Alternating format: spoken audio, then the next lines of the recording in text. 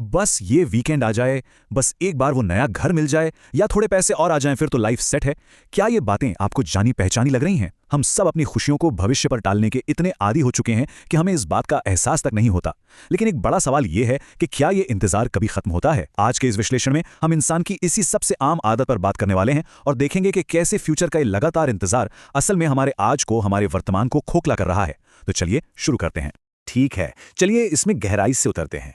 आज हम मशहूर अंग्रेजी कवि फिलिप लार्किन के एक बेहद ही प्रभावशाली कविता नेक्स्ट प्लीज को डीकोड करने वाले हैं। लार्किन ने इसमें कोई आम बात नहीं कही है, बल्कि उम्मीद और भविष्य को लेकर हमारी जो सोच है उसे पूरी तरह से पलट कर रख दिया है। ये महज एक कविता नहीं है, ये हमारे अस्तित्व और जीने के तरीके पर एक बहुत ही गहरी और तीखी टिप्पणी है। भाग 1, इंतजार करने की आदत। देखते हैं कि हमारी इंसानी फितरत कैसे काम करती है। ये देखना सच में बहुत दिलचस्प है कि कैसे हम इंसान बड़ी आसानी से इंतजार करने के एक पैटर्न में फंस जाते हैं। लार्किन अपनी कविता की शुरुआत ही इस जबरदस्त लाइन से करते हैं, भविष्य के लिए हमेशा कुछ ज्यादा ही उत्सुक रहते हुए हम इंतजार करने की बुरी आदतें पाल लेते हैं। जरा सोचिए, वो उम्मीद को कोई अच्छी या पॉजिटिव चीज नहीं मान रहे, बल्कि सीधे सीधे इसे एक बुरी आदत कह रहे हैं। ये एक बहुत ही चौंकाने वाली लेकिन बिल्कुल सच्ची शुरुआत है। यहाँ ध्यान देने वाली बात यह है कि कवि खुद को भी इस भ्रम का हिस्सा मानता है।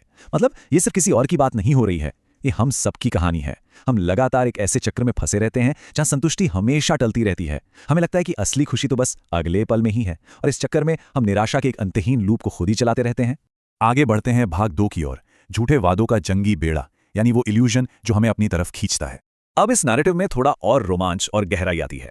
लेकिन हमारी इन उम्मीदों और भविष्य की इच्छाओं को दिखाने के लिए एक बहुत ही शानदार समुद्री रूपक यानी एक विजुअल मेटाफर का इस्तेमाल करते हैं।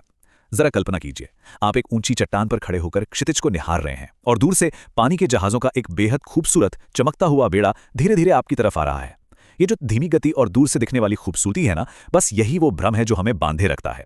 उन वादों को करीब आते देख मन सच में उत्साहित उठता है, और ये बहुत ही शानदार तरीके से दिखाता है कि हमारी ये उम्मीदें असल में कितनी खोखली हैं। जहाजों का वर्णन करते हुए लार्किन कहते हैं कि वे पीतल से सजे हैं और उनके आगे सुनहरे वक्ष वाले फिगर हेड लगे हैं।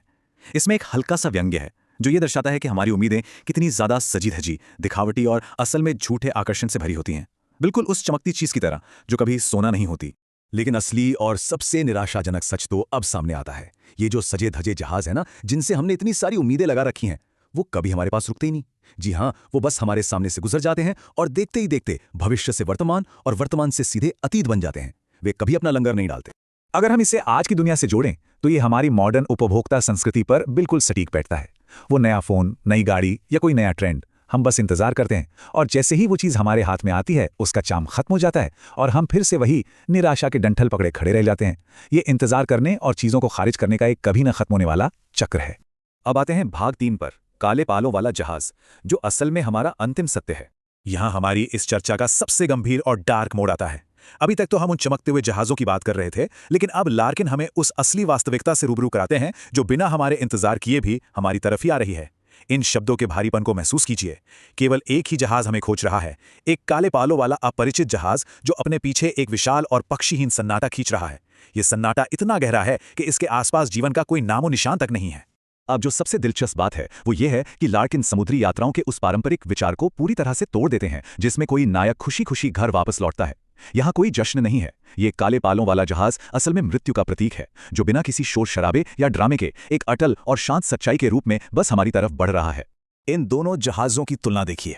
एक तरफ जीवन के वो सारे भ्रम हैं जो धीमे हैं, सजे धजे हैं, बहुत शोर मचाते हैं लेकिन झूठे वादे करते हैं, और दूसरी तरफ है वो एक काला जहाज जो बिल्कुल शांत है, जिसे किसी भी कीमत पर टाला नहीं जा सकता और जो इस पूरी जिंदगी की इकलौती पूर्ण निश्चितता है।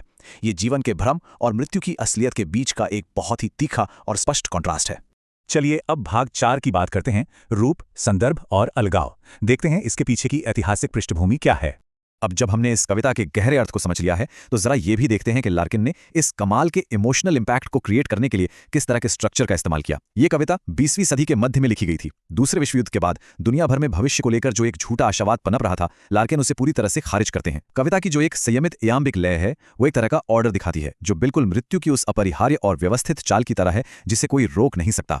आपको याद दिला दें कि उस दौर के कई दूसरे कवि जहां अपनी रचनाओं में अति यथार्थवाद या जटिल शब्दों के जाल बुन रहे थे, वहीं लार्किन ने इस कड़वे सच को सामने लाने के लिए बहुत ही पारंपरिक और स्पष्ट रास्ता चुना। उन्होंने भावनाओं और लिरिकल शब्दों से खेलने के बजाय जीवन के अंत का एक बहुत ही ठंडा, क्लियर और मिनिमलिस्ट सच हमारे सामने लाकर रख दिया। और अब हम पहुंच गए हैं भाग 5 पर, निष्क्रिय प्रतीक्षा का खतरा। हमारी इस पैसिव वेटिंग के क्या नुकसान है। हम इस विश्लेषण के बिल्कुल चरम बिंदु पर आ गए हैं। इस कविता के टेक्स्ट के भीतर एक बहुत ही गहरी दार्शनिक आलोचना छिपी हुई है। तो सबसे महत्वपूर्ण बात यह है कि लार्किन यहाँ हमारे अहंकार को चकनाचूर करते हैं। हम सोचते हैं कि चूंकि हमने इतने लंबे समय तक और इतनी ईमानदारी से अच्छे वक्त का इंतजार किया है, इसलिए हम एक शानदार भविष्य के हकदार हैं। हमें लगता है कि दुनिया हमारी कर्जदार है, लेकिन लार्किन एकदम दो टूक शब्दों में कहते हैं, हम गलत हैं। यहाँ हमारे सामने एक बहुत ही कड़वी सच्चाई आती है। लगातार इंतजार करते रहना कोई बुरी किस्मत नहीं है, बल्कि ये हमारी खुद की चुनी हुई चॉइस है। हम बस हाथ पर हाथ धरे बैठे रहते हैं और सोचते हैं कि अच्छे दिन खुद चलकर हमारे पास आएंगे। लार्किन यहाँ कड़ी चेतावनी दे रहे हैं कि इस इंतजार के चक्कर में हम असल में अपनी जिंदगी जीने को ही डिले कर रहे हैं, टाल रहे हैं। अपनी इस निराशा के लिए और कोई नहीं, हम खुद जिम्मेदार हैं। चलिए आगे बढ़ते हैं और देखते हैं कि पाठकों की प्रतिक्रियाएं इस बात को कैसे और पुख्ता करती हैं। आर्काइव से मिली ये टिप्पणियां बताती हैं कि इस कविता ने लोगों पर कितना गहरा असर डाला है। एडम ज्यूक्स इसे एक भावनात्मक परिपक्वता का प्रतीक मानते हैं। केनी विल्सन ने लार्किन की राइटिंग में छिपी उस खास निराशा और उदासी को बहुत करीब से महसूस किया, और एक अन्य रीडर ने तो बिल्कुल सही शब्दों में इसे अंधेरा और अडिग कहा है। सच कहूं तो ये वाकई आत्मा को झकझोर देने वाला अनुभव है।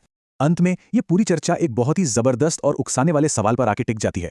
क्या भविष्य का ये जो लगातार इंतजार करने की हमारी आदत है, वो असल में वर्तमान में यानी आज में जीने से हमारा सीधा इनकार है? ये कविता सिर्फ मौत से नहीं डराती, बल्कि हमें आज में जागने की चेतावनी देती है। उन चमकते हुए झूठे जहाजों का इंतजार करना छोड़िए, क्योंकि असल जिंदगी तो बस इसी पल में है, उस काले जहाज के आने से ठीक पहले। इसी गहरे विचार के साथ, जो यकीनन आपको सोचने पर मजबूर कर देगा, हमारा आज का ये विश्लेषण यहीं समाप्त होता है।